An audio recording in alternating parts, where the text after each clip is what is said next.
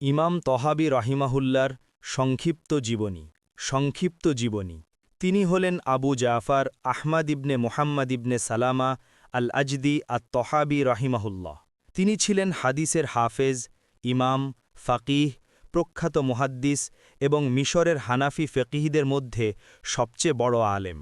ঐতিহাসিকদের বিশুদ্ধ মতে ২৩৯ হিজরি মোতাবেক ৮৫৩ খ্রিস্টাব্দে তিনি মিশরের তহা নামক গ্রামে জন্মগ্রহণ করেন।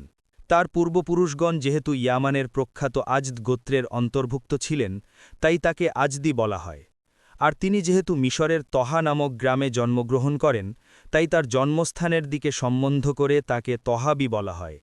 জন্ম ও শৈশব তিনি দীনদার ও আলেম পরিবারে জন্মগ্রহণ করেন। সে হিসেবে শিশুকাল থেকেই তিনি দ্বীনি পরিবেশে প্রতিপালিত হন। শৈশবকাল থেকেই তার মধ্যে ইলম অর্জনের প্রতি অসাধারণ অনুরাগ পরিলক্ষিত হয়। প্রথমত তিনি তার পিতা মুহাম্মদ ইবনে সালামার নিকট থেকে শাফিঈ ফিকহ এর মূল নীতি সম্পর্কে জ্ঞানার্জন করেন। সে সময় তার মামা আবু ইব্রাহিম আল মুজানি ইমাম শাফিঈ রহিমাহুল্লাহর সবচেয়ে বড় শিষ্য এবং ইমাম শাফিঈর ইলমের ভাণ্ডার ছিলেন। তার মামার নিকট থেকে সর্বপ্রথম জ্ঞানচর্চা শুরু করলেও জ্ঞান পিপাসা নিবৃত করার মানসে স্বীয় আবাসস্থল থেকে মিশরে আসেন। এছাড়াও তিনি জ্ঞান আহরণের জন্য অনেক জায়গা সফর করেন। যেখানেই কোনো জ্ঞান তাপসের সন্ধান পেতেন, তিনি সেখানে গিয়ে উপস্থিত হতেন এবং জ্ঞান পিপাসা নিবৃত করতেন। এ উদ্দেশ্যে তিনি ২৬৮ হিজরিতে সিরিয়া গমন করেন। তাছাড়া বাইতুল মুকাদ্দাস, অস্কালান ইত্যাদি স্থানে সফর করে বিভিন্ন মনীষী থেকে হাদিস ও অন্যান্য বিষয়ে জ্ঞান আহরণ করেন। ফিকহ শাস্ত্রে তার জ্ঞানের সীমা প্রশস্ত হওয়ার সাথে সাথে তিনি অনেক ফিকহি মাসালার ক্ষেত্রে দিশেহারা হতে লাগলেন। তার মামার নিকট এসব মাসালার কোনো সমাধান খুঁজে পেতেন না। এসব মাসালার সমাধানের ক্ষেত্রে তিনি তার মামার আচরণ গভীরভাবে পর্যবেক্ষণ করতে লাগলেন। তিনি দেখলেন তার মামা শাফেঈ মাজহাবের দৃষ্টিভঙ্গির আলোকে এসবের কোনো সমাধান না পেয়ে ইমাম আবু হানিফা রহিমাহুল্লার ছাত্রদের কিতাবসমূহের প্রতি প্রায়ই ইঙ্গিত করেছেন এবং অনেক ক্ষেত্রেই তিনি ইমাম আবু হানিফা রহিমাহুল্লার মতকে প্রাধান্য দিতে লাগলেন। তার মামা ইসমাইল আল মুজানি হানাফি মাজহাবের যেসব মাসালা গ্রহণ করেছেন তা তিনি মুখতাসারুল মুজানি নামক কিতাবে সংকলন করেছেন। ইমাম তহাবীর মাজহাব পরিবর্তন প্রথম জীবনে তিনি শাফিঈ মাজহাবের অনুসারী ছিলেন, কিন্তু তার বোধশক্তি বৃদ্ধি যতই বাড়তে থাকে তার সামনে জ্ঞানার্জন ও গবেষণার দ্বার ততই উন্মুক্ত হতে থাকে। এ সময় হানাফি মাজহাবের প্রতি তার মামার আগ্রহ দেখে ইমাম তহাবী রহিমাহুল্লাহ হানাফি মাজহাবের কিতাবগুলোর প্রতি গভীর দৃষ্টি দিতে লাগলেন এবং দ্বীনের মূল নীতি ও শাখা মাসালাসমূহের ক্ষেত্রে তাদের পদ্ধতিগুলো অধ্যয়ন করতে লাগলেন। বলা হয়ে থাকে যে তাকে যখন মাজহাব পরিবর্তন করার ব্যাপারে জিজ্ঞাসা করা হল, জবাবে তিনি বলেছেন, আমার মামা মুজানি হানাফি মাজহাবের গ্রন্থসমূহ অধিক অধ্যয়ন করতেন, তাই আমিও মামার অনুসরণে হানাফি মাজহাবের গ্রন্থগুলো অধ্যয়ন শুরু করি। আমার কাছে শাফেঈ মাজহাবের তুলনায় হানাফিদের দলিল প্রমাণগুলো অধিক মজবুত ও অকাট্য মনে হল, তাই আমি শাফেঈ মাজহাব ছেড়ে হানাফি মাজহাব গ্রহণ করি। অতএব ইমাম আবু হানিফা রহিমাহুল্লার মাজহাব সম্পর্কে পরিপূর্ণ জ্ঞানার্জন করার পর তিনি তার মাজহাব পরিবর্তন করলেন এবং শাফেঈ মাজহাব ছেড়ে হানাফি মাজহাবের অনুসারী হলেন। তবে হানাফি মাজহাব গ্রহণ তাকে কতিপয় মাসালায় ইমাম আবু হানিফা রহিমাহুল্লার মতের বিরোধিতা করতে এবং অন্যান্য ইমামের মতকে প্রাধান্য দিতে মোটেও বাধা দিতে পারেনি। মূলত তিনি ইমাম আবু হানিফার অন্ধ অনুসারী ছিলেন না। অন্যান্য গবেষক আলেমের মতোই তিনি স্পষ্ট দলিলের অনুসরণ এবং ইমামের কথার বিপরীত হলেও তিনি দলিলকেই প্রাধান্য দিতেন। তিনি শুধু মনে করতেন যে ফিকহ এর ক্ষেত্রে ইমাম আবু হানিফা রহিমাহুল্লাহর পদ্ধতিই সর্বোত্তম, তাই তিনি এ ধারাতেই চলতেন এবং তাকে অনুসরণ করতেন। এজন্যই আপনি দেখবেন যে তার হাদিসের কিতাব শারফু মাআনিল আসার এর অনেক স্থানেই ইমাম আবু হানিফার মতের বিপরীত মতকেই প্রাধান্য দিয়েছেন। ইবনে জাউলাক রাহিমাহুল্লাহের উক্তিতে আমাদের কথার সমর্থন রয়েছে। তিনি বলেন, আমি শাইখের পুত্র আবুল হাসান আলী ইবনে আবি জাফর তহাউই রাহিমাহুল্লাহকে বলতে শুনেছি। তিনি বলেছেন, কাজী আবু উবাইদ হারবুয়াইয়ের ফজিলত ও বুদ্ধিমত্তা সম্পর্কে আলোচনা করার সময় আমার পিতাকে বলতে শুনেছি।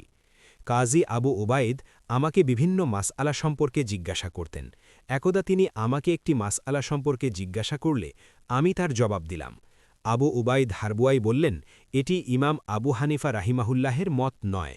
আমি তাকে বললাম, হে কাজী আবু উবাইদ, আবু হানিফা যা বলেছেন আমিও কি তা বলতে বাধ্য? তিনি বললেন, আমি তো তোমাকে ইমামের মুকাল্লিদ মনে করতাম। আমি বললাম, গোড়া ও পক্ষপাতী লোক ব্যতীত অন্য কেউ তাকলিদ করতে পারে না। অতপর তিনি আমাকে বললেন, নির্বোধ লোকেরাও তাকলিদ করে। অতপর কাজী আবু উবায়েদ ও ইমাম তহাবির মধ্যকার এই বিতর্কটি মিশরের সর্বত্র ছড়িয়ে পড়ল এবং একটি দৃষ্টান্তস্বরূপ হয়ে গেল। পরবর্তীতে লোকেরা এটি মুখস্থ করে রেখেছে। এ বিতর্কটি ইমাম তহাবির সত্যান্বেষী হওয়ার প্রমাণ করে। ইমাম আবু হানিফার মাযহাব গ্রহণ এবং তার মাযহাব বর্জন সম্পর্কে ইবনে খাল্লিকান বলেন, একদা তার মামা মুজানি সম্ভবত রাগান্বিত হয়ে তাকে বললেন, আল্লাহর কসম, তোমার মধ্যে আমি ভালো কিছু দেখছি না।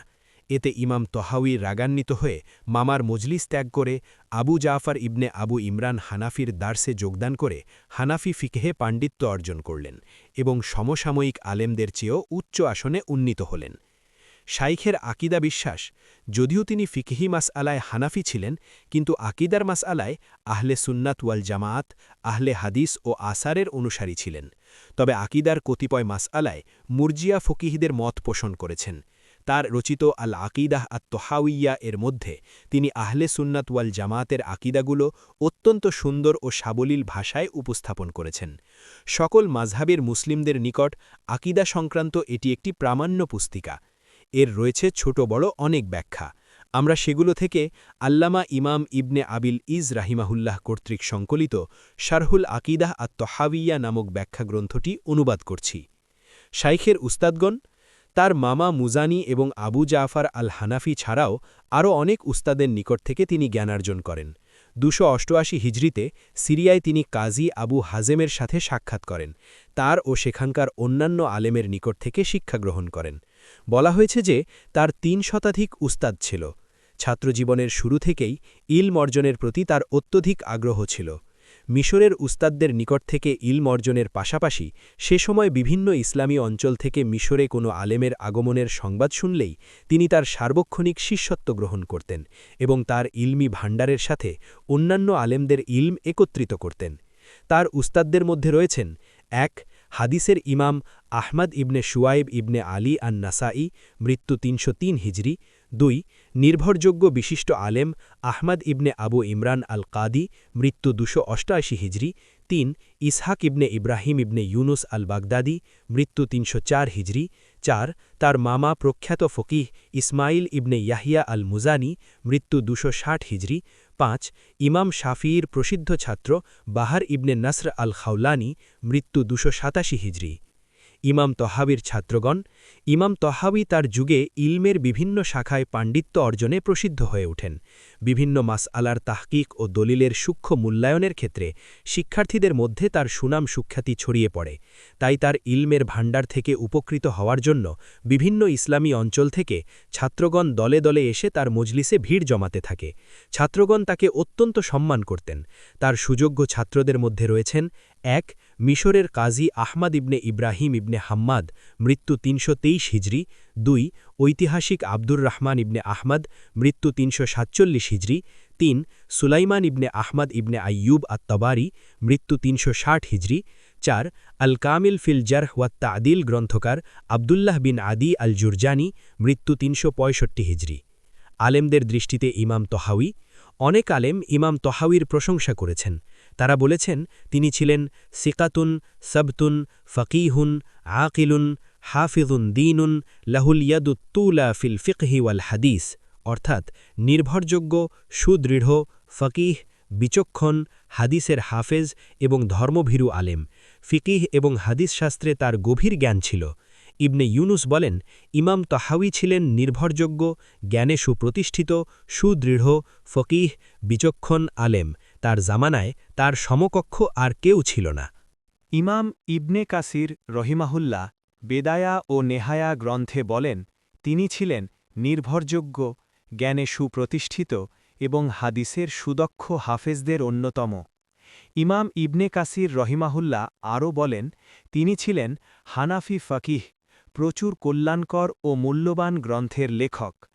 জামাল উদ্দিন আবুল মাহাসিন ইউসুফ ইবনুল আমির রহিমাহুল্লাহ বলেন, তিনি ছিলেন ফিকহ, হাদিস, আলেমদের মতভেদ, আরবি ভাষা, নাহু সার্ফ, ব্যাকরণ ইত্যাদি শাস্ত্রের ইমাম তার ইলমি খেদমত সঠিক তথ্য উদ্ঘাটন সংকলন সংগ্রহ সুন্দর ও সাবলীল উপস্থাপনার দিক থেকে তার লেখনীগুলো অনন্য তিনি যেসব মূল্যবান গ্রন্থ রচনা করেছেন তার মধ্যে রয়েছে ১ আহকামুল কুরআনিল করিম ২ ইখতিলাফুল উলামা ৩ শারহুল মাআনি আল আসার এতে তিনি দলিলসহ ফিকহ এর মাসালাসমূহ আলোচনা করেছেন এতে তিনি মতভেদপূর্ণ ফিকহি মাসালাগুলো উল্লেখ করার সাথে সাথে দলিলগুলোও উল্লেখ করেছেন মাসালা ও দলিলগুলো উল্লেখ করার পর সেগুলো পর্যালোচনা ও যাচাই বাছাই করে তার কাছে যেটি সুস্পষ্ট হয়েছে সেটিকেই প্রাধান্য দিয়েছেন কিতাবটি ছাত্রদেরকে গভীর জ্ঞান অর্জনের প্রশিক্ষণ দেয় ফিকিহি মাসালাগুলোতে আলেমদের মতভেদ সম্পর্কেও অবগত করে এবং দলিল থেকে হুকুম আহকাম নির্গত করার যোগ্যতা বৃদ্ধি করে এর মাধ্যমে ছাত্রদের নিজস্ব ব্যক্তিত্ব ও যোগ্যতাও বৃদ্ধি পায় ৪ সহিহুল আসার ৫ আস সুনানুল মাসুরা ৬ মুশকিলুল আসার যেসব হাদিস বাহ্যিক দৃষ্টিতে পরস্পর সাংঘর্ষিক মনে হয় মুশকিলুল আসার গ্রন্থে তিনি সেসব হাদিস উল্লেখ করে বৈপরীত্য ও অসঙ্গতি দূর করেছেন এবং তা থেকে বিভিন্ন হুকুম আহকাম নির্গত করেছেন ৭ আল আকিদাতুত তহাবিয়া আহলে সুন্নাত ওয়াল জামায়াতের আকিদাগুলো এতে লিপিবদ্ধ করা হয়েছে এটি আলেমদের নিকট আকিদার একটি গুরুত্বপূর্ণ কিতাব এর বহু ব্যাখ্যা রয়েছে মূল পুস্তিকাটি যেভাবে সকল মাযহাবের অনুসারীগণ কবুল করে নিয়েছেন ঠিক তেমনি এর ব্যাখ্যা গ্রন্থগুলোও সেভাবে গৃহীত হয়েছে আমরা যে ব্যাখ্যাটির অনুবাদ করতে যাচ্ছি তা আলেমদের নিকট অত্যন্ত মূল্যবান একটি ব্যাখ্যা গ্রন্থ সমগ্র মুসলিম বিশ্বে এটি বিশেষভাবে সমাদৃত হয়ে আসছে ৮ শারহুল জামে আল কাবির ৯ শারহুল জামে আশ শাগির ১০ কিতাবুশ শুরুত ১১ আর নওয়াদিরুল ফিকহিয়া ১২ আর রদ্দু আলা আবি উবাইদ মুতাজিলি ইমাম আবু উবাইদের প্রতিবাদ ১৩ আর রদ্দু আলা ইসাবনে আবান ইসাবনে আবানের প্রতিবাদ ১৪ আল মুখতাসার ফিল ফিক এছাড়া রয়েছে তার আরও অনেক মূল্যবান গ্রন্থ যা দ্বারা মুসলিম জাতি কিয়ামত পর্যন্ত উপকৃত হতে থাকবে ইমামের মৃত্যু ইবনে খাল্লিকান ওয়াফিয়াতুল আয়ান গ্রন্থে ইমাম তহাবি রহিমাহুল্লার ওফাত প্রসঙ্গে বলেন যে যুগ শ্রেষ্ঠ ফাকিহ সারা বিশ্বে আলোড়ন সৃষ্টিকারী জ্ঞান তাপস